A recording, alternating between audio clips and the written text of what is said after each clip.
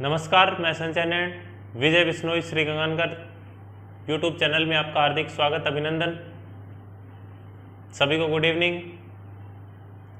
पिछली क्लास में अपने टॉपिक किया था मूल अधिकार और आज नेक्स्ट अपना टॉपिक जो है वो है स्थानीय स्वशासन।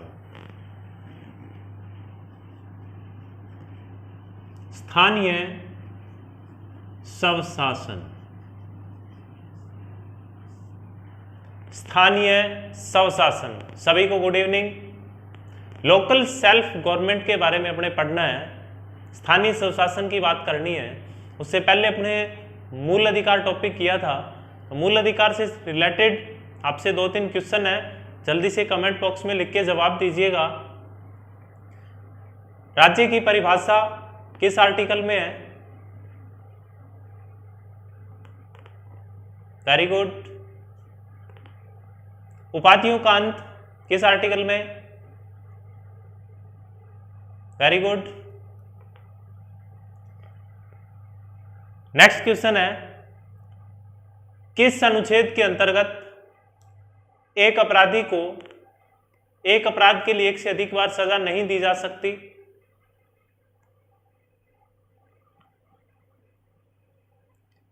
ठीक है, चलो नेक्स्ट अपने टॉपिक पे चलते हैं। टॉपिक अपना है स्थानीय स्वशासन। लोकल सेल्फ गवर्नमेंट के बारे में पढ़ना है, स्थानीय स्वशासन के बारे में पढ़ना है। अपने जब संविधान शुरू करते हैं, कॉन्स्टिट्यूशन के बारे में जब बात करते हैं, शुरू में टॉपिक पढ़ते हैं एक संविधान के स्रोत। संविधान के स्रोत के अंतर्गत अपने ये चीजें पढ़ते हैं कि हमने जैसे मूल अधिकार अपने पढ़े अमेरिका से लिए हैं, नीति निदेशक तत्व हमने आयरलैंड से लिए हैं, प्रस्तावना का प्रारूप ऑस्ट्रेलिया से लिया है, संविधान संशोधन प्रक्रिया हमने साउथ अफ्रीका से ली है। इस प्रकार अलग अलग देशों से हमने अलग अलग चीजें ग्रहण की है। स्थानीय स्वशासन जो है वो पूर्ण रूप से भारतीय अवधारणा है, पूर्ण रूप से भारतीय अवधारणा है। साथ साथ में नोट्स बनाते रहें। पूर्ण रूप से भारतीय अवधारणा है, स्थानीय स्वशासन पूर्ण रूप से भारतीय अवधारणा है। हमने किसी भी देश से ये ग्रहण नहीं किया है और ये भारतीय राज्य व्यवस्था की अपनी अवधारणा है। और ये जो स्थानीय स्वशासन है, लोकल सेल्फ गवर्नमेंट जो है, हमने विश्व को दी है। अपने पहले के टाइम में, शुरू के टाइम में देखते हैं गांव के अंदर जो गांव के बुजुर्ग, बूढ़े बुजुर्ग जो थे, गांव की जो भी समस्याएं होती थी उनको आपस में निपटा लेते थे। गांव के मुखिया लोग जो होते थे वो समस्याओं को निपटा लेते थे। तो उन्हीं बेसिक स्ट्रक्चर के आधार पे बाद में धीरे धीरे जो है हमने स्थानीय स्वशासन की अवधारणा को अपनाया। भारत के अंदर स्थानीय स्वशासन जो है वो राज्य सूची का विषय है। आपसे क्वेश्चन पूछा जाए स्थानीय स्वशासन किसका विषय है, तो अपना आंसर होगा कि स्थानीय स्वशासन राज्य सूची का विषय है। किसका विषय? राज्य सूची का विषय है। तो स्थानीय स्वशासन राज्य सूची का विषय है और पूर्ण रूप से स्थानीय स्वशासन भारतीय अवधारणा है। 1882 एक नाम मिलता है लॉर्ड रिपन। लॉर्ड रिपन अंग्रेज जिस समय भारत में थे उस समय भी स्थानीय स्वशासन की बातें होने लग गई थी। 1882 में लॉर्ड रिपन ने जो है एक मैग्ना कार्टा नाम हमने पहले भी पढ़ा था। भाग 3 जिस समय शुरू किया, 1215 में ब्रिटेन के नागरिकों को कुछ अधिकार दिए गए थे और उस अधिकार पत्र को मैग्ना कार्टा कहा गया था। तो यहां पे भी स्थानीय स्वशासन के अंतर्गत लॉर्ड रिपन ने नागरिकों को कुछ अधिकार दिए, उस अधिकार पत्र को स्थानीय स्वशासन का मैग्ना कार्टा कहा जाता है। तो स्थानीय स्वशासन का मैग्ना कार्टा किसने जारी किया? लॉर्ड रिपन ने जारी किया। कब? 1882 में। और इसी कारण लॉर्ड रिपन को स्थानीय स्वशासन का जनक कहा जाता है। स्थानीय स्वशासन का जनक कौन कहलाता है? तो लॉर्ड रिपन कहलाते हैं। लॉर्ड रिपन को स्थानीय स्वशासन का जनक कहा जाता है। 1882 में लॉर्ड रिपन ने एक स्थानीय स्वशासन का मैग्ना कार्टा जारी किया। मैग्ना कार्टा का मतलब ही क्या होता है? अधिकार पत्र होता है। तो स्थानीय सुशासन से रिलेटेड कुछ अधिकार नागरिकों को देने के लिए उन्होंने बात की थी, तो उसको मैग्ना कार्टा कहा गया। अब बात आती है स्वतंत्रता के समय की। भारत स्वतंत्र हुआ, संविधान बना, उस समय भारतीय संविधान के अंतर्गत पंचायती राज, स्थानीय सुशासन, लोकल सेल्फ गवर्नमेंट के लिए कुछ व्यवस्थाएं नहीं थी। गांधी जी का नाम भारत में बहुत बड़ा है। हालांकि वो दूसरी बात है कि आजकल की पीढ़ी जो है वो गांधी जी के बारे में बहुत कुछ बोलती रहती है, लेकिन गांधी जी का बहुत बड़ा योगदान है। और गांधी जी की एक अवधारणा थी ग्राम स्वराज्य की अवधारणा।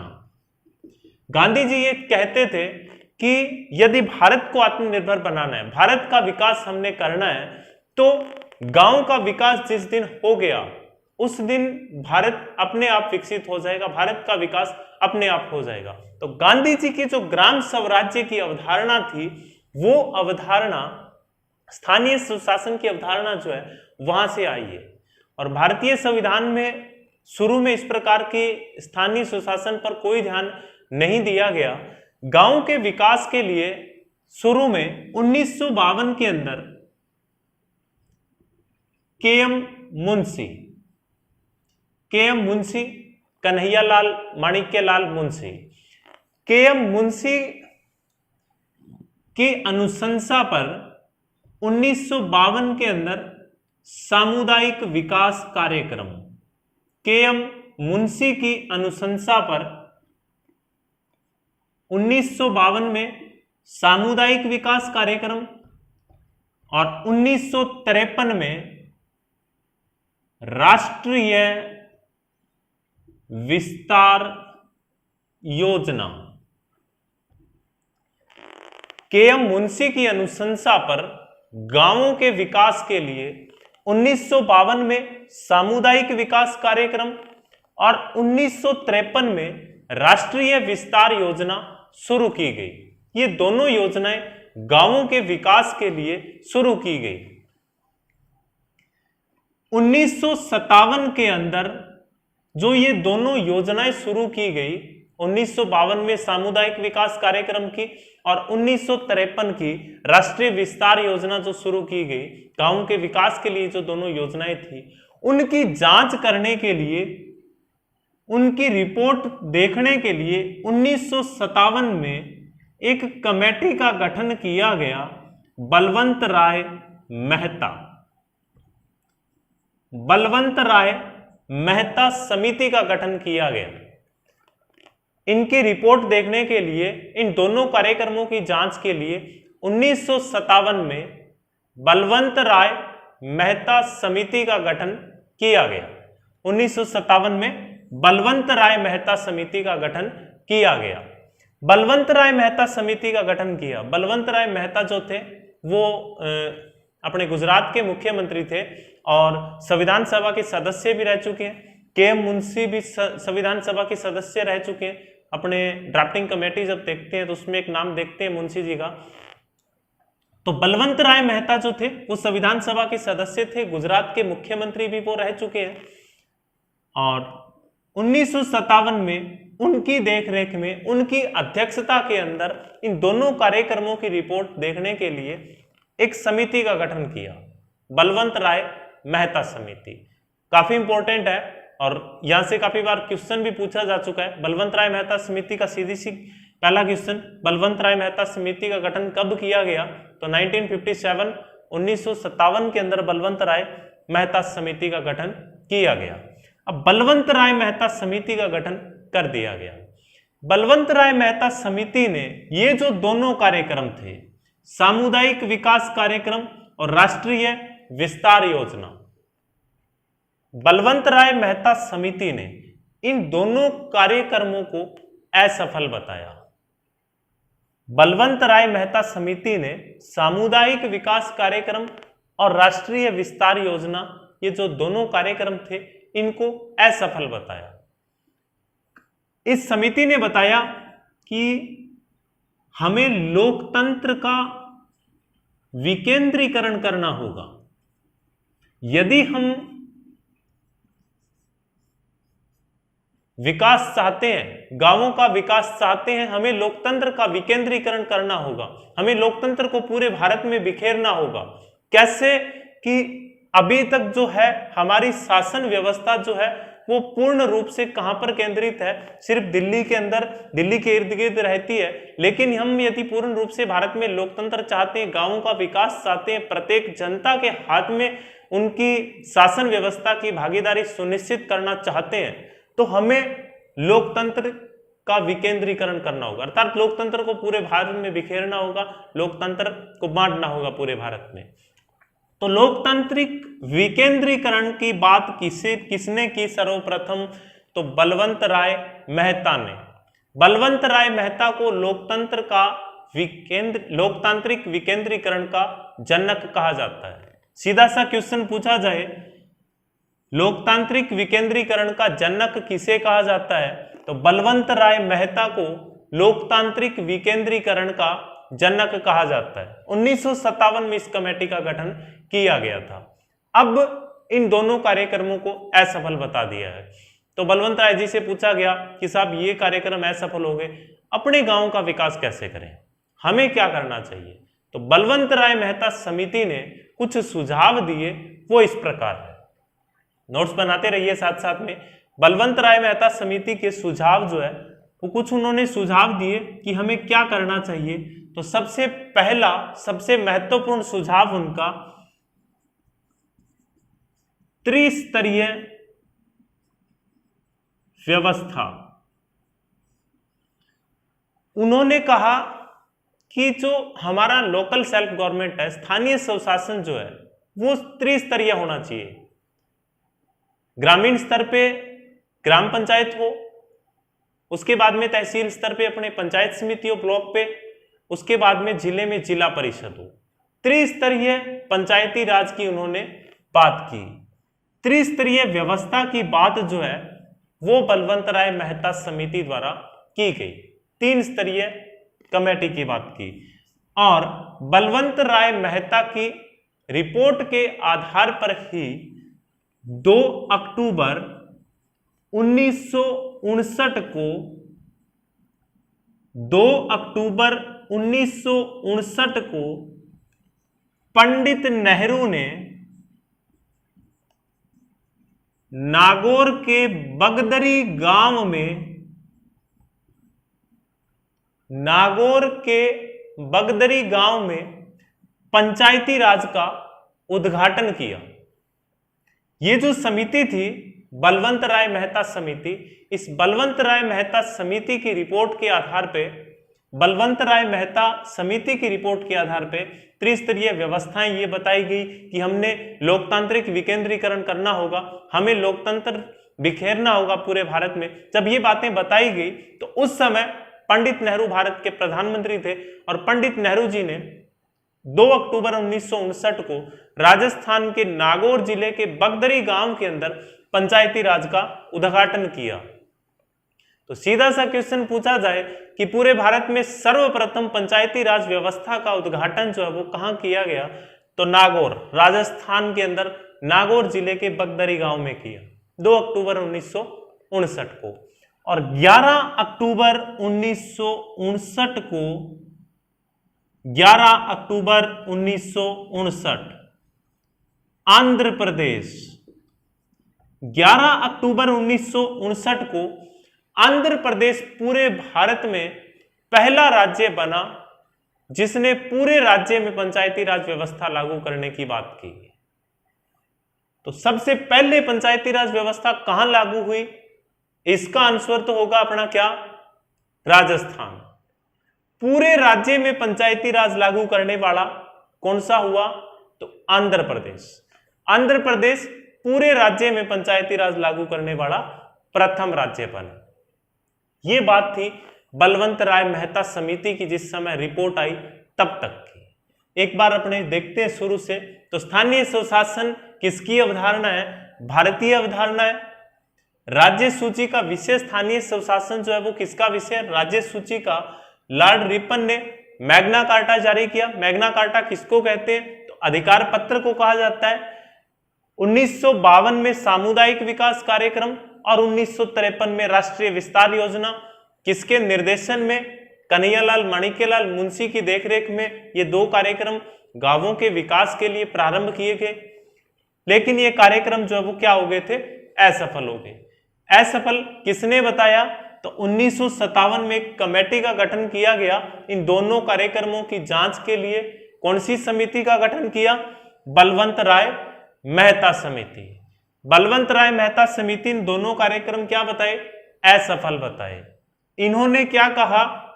लोकतांत्रिक विकेंद्रीकरण की बात की और त्रिस्तरीय पंचायती राज व्यवस्था लागू करने की बात की। आपसे प्रश्न पूछा जाए कि लोकतांत्रिक विकेंद्रीकरण का जनक किसे कहा जाता है? तो बलवंत राय मेहता को कहा जाता है। और त्रिस्तरीय पंचायती राज व्यवस्था की सिफारिश किस समिति ने की? तो भी अपना आंसर क्या होगा? बलवंत राय मेहता होगा। त्रिस्तरीय पंचायती राज व्यवस्था क्या होती है? त्रिस्तरीय पंचायती राज व्यवस्था बताया था आपको, ग्रामीण स्तर पे क्या हो? गांव, उसके बाद में ब्लॉक पे अपने पंचायत समिति और डिस्ट्रिक्ट पे क्या हो? जिला परिषद, वो त्रिस्तरीय पंचायती राज। उसके बाद में पूरे भारत में सबसे पहले पंचायती राज व्यवस्था लागू करने वाला राज्य कौन सा बना? तो राजस्थान बना। 2 अक्टूबर 1959 को पंडित नेहरू जी ने नागौर के बगदरी गांव में पंचायती राज का उद्घाटन किया और पूरे राज्य में पंचायती राज लागू करने वाला कौन सा राज्य बना? तो आंध्र प्रदेश। कब बना? 11 अक्टूबर 1959 को। नेक्स्ट अपने आगे चलते हैं, अशोक मेहता समिति की बात करते हैं।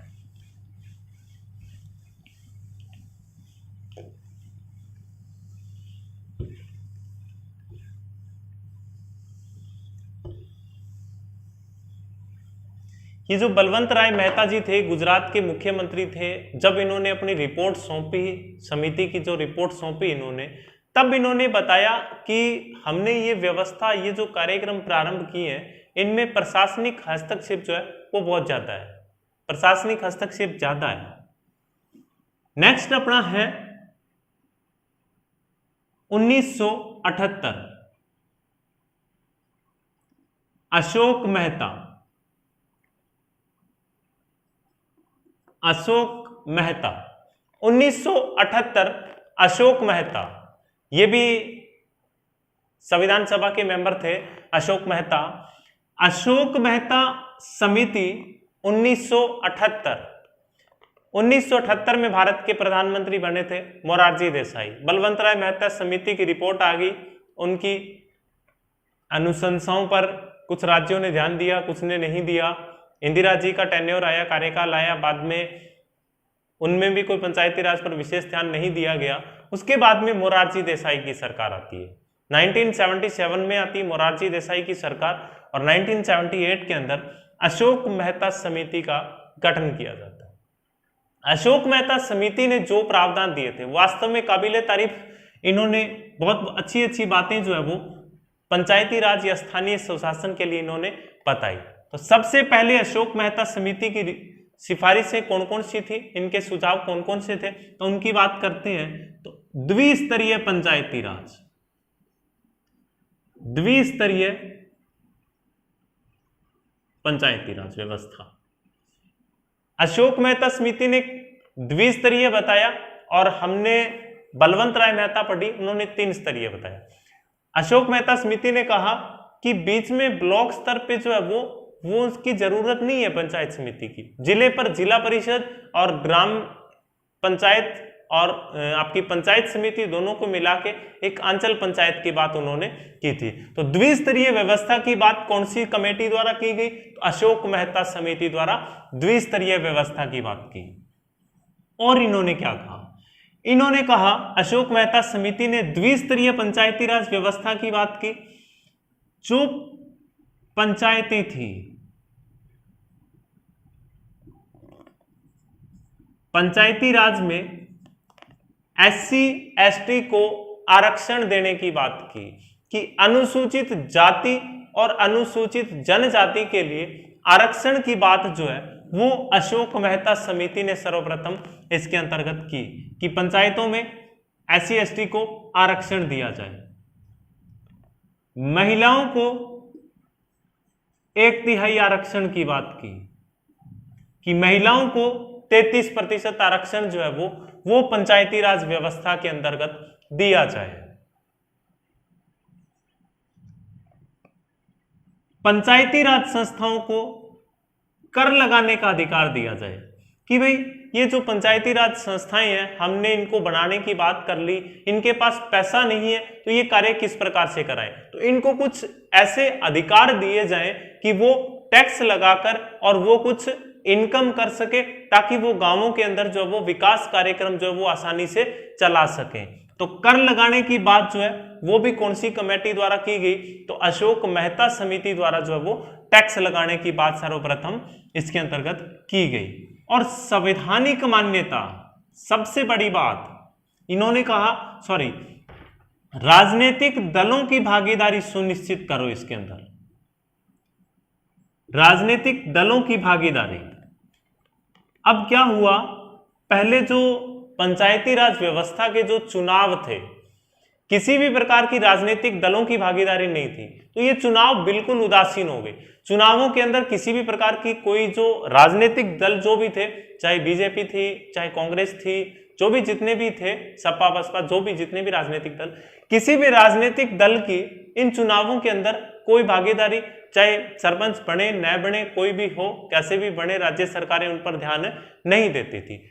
अशोक मेहता समिति ने कहा कि अब आप ये करिए कि इनको राजनीतिक दलों की भागीदारी इसके अंदर शामिल कर दीजिए कि सरपंच, जैसे सरपंच की बीजेपी का बन गया, सरपंच कांग्रेस का बन गया, फिर राजनीतिक दल जो है वो अपने आप चुनावों के अंदर जो वो भाग लेंगे और उससे चुनावी रोचकता बढ़ेगी और ये जो समस्याएं जो पंचायती राज के अंतर्गत आ रही है चुनाव करवाने में या अन्य जो भी जितनी भी समस्याएं आ रही वो समस्याएं नहीं आएंगी।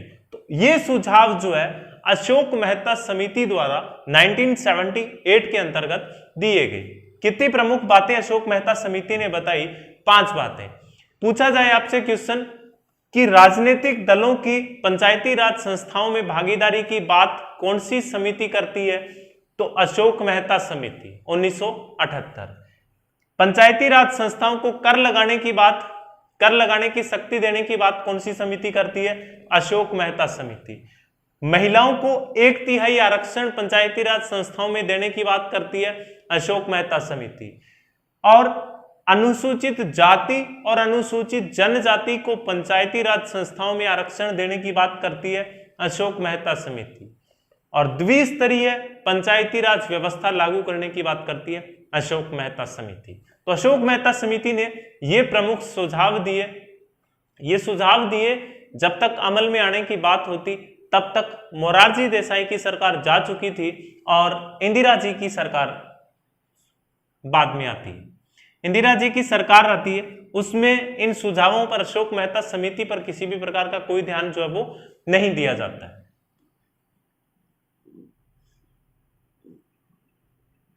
1986 और 1985 जीवीके राव। 1985 में एक और कमेटी का गठन किया गया, जीवीके राव समिति। राजीव गांधी जिस समय भारत के प्रधानमंत्री बने, भारत के सबसे युवा प्रधानमंत्री जिनको कहा जाता है, स्थानीय आधुनिक पंचायती राज का जनक जिनको कहा जाता है, राजीव गांधी प्रधानमंत्री बने। उन्होंने पंचायती राज के लिए कुछ करने के सोचा। उन्होंने जो है वो जीवीके राव समिति का गठन किया। जीवीके राव समिति का गठन किया गया और जीवीके राव समिति का मुख्य उद्देश्य था गरीबी उन्मूलन। प्रमुख उद्देश्य गरीबी उन्मूलन था। गांवों के अंदर गरीबी को समाप्त करने के लिए इस कमेटी का गठन जो है वो किया गया। तो गरीबी उन्मूलन का था और इन्होंने जो है एक बात कही कि हमें जो है वो जिला स्तर पर जिला विकास आयुक्त का पद सर्जित करना चाहिए। जिला विकास आयुक्त का पद सर्जित करना चाहिए, जो जिले के अंदर विकास योजनाएं जो है वो संचालित कर सके, गांवों तक उनको आसानी से वो पहुंचा सके। जिला विकास आयुक्त का पद सर्जित करने की बात करती है कौन सी कमेटी? जीवीके राव समिति जो है वो जिला विकास आयुक्त पद सृजित करने की बात जो है वो करती है। तो जीवीके राव समिति द्वारा जिला विकास आयुक्त के पद को सृजित करने की बात की गई। इन्होंने कहा कि ये जो कलेक्टर है जिले के अंदर, इनके पास कार्यभार ज्यादा है, वो केंद्र राज्य की योजनाओं को भी लागू करने की बात करता है, राज्य की कानून व्यवस्था देखता है, पंचायती राज व्यवस्थाओं को देखता है, तो उन पर कार्यभार अधिक है। प्रोफेसर रजनी कोठारी कहती है कि कछुए की पीठ पर हाथी का पांव, किसके लिए कहा गया? कलेक्टर के लिए। कछुए की पीठ पर हाथी का पांव, रजनी कोठारी ने कहा कि इन पे कार्यभार इतना अधिक है कि कछुए की पीठ के ऊपर हाथी ने पांव रख दिया, कि पद छोटा है और उनको कार्यभार जो वो ज्यादा दे दिया गया।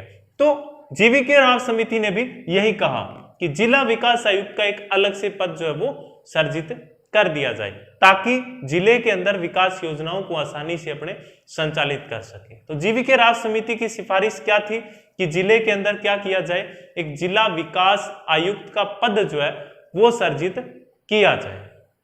तो ये जीवीके राव समिति की सिफारिश थी। अब अपने जीवीके राव समिति के बारे में पढ़ चुके हैं। नेक्स्ट जो अगली कमेटी अपने पढ़ेंगे, लक्ष्मीमल सिंघवी समिति की बात करेंगे, एक थुंगण समिति की बात करेंगे, और उससे बाद में आके अपने पंचायती राज संस्थाओं की बात करते जाएंगे। फिर राजस्थान के संदर्भ में अपने अलग पढ़ेंगे पंचायती राज में। अभी इसकी ये जो बेसिक बातें हैं वो चल रही है। संविधान में क्या लिखा हुआ पंचायती राज के लिए वो है, ये उनका विकास है कि पंचायती राज कैसे जो है वो अस्तित्व में आए। बाकी नेक्स्ट अपने अगली क्लास के अंदर जो है वो और 2-3 समितियां उनकी बात करेंगे, उससे आगे की चर्चा जो है वो अपने अगली क्लास में करेंगे। तब तक के लिए नमस्कार।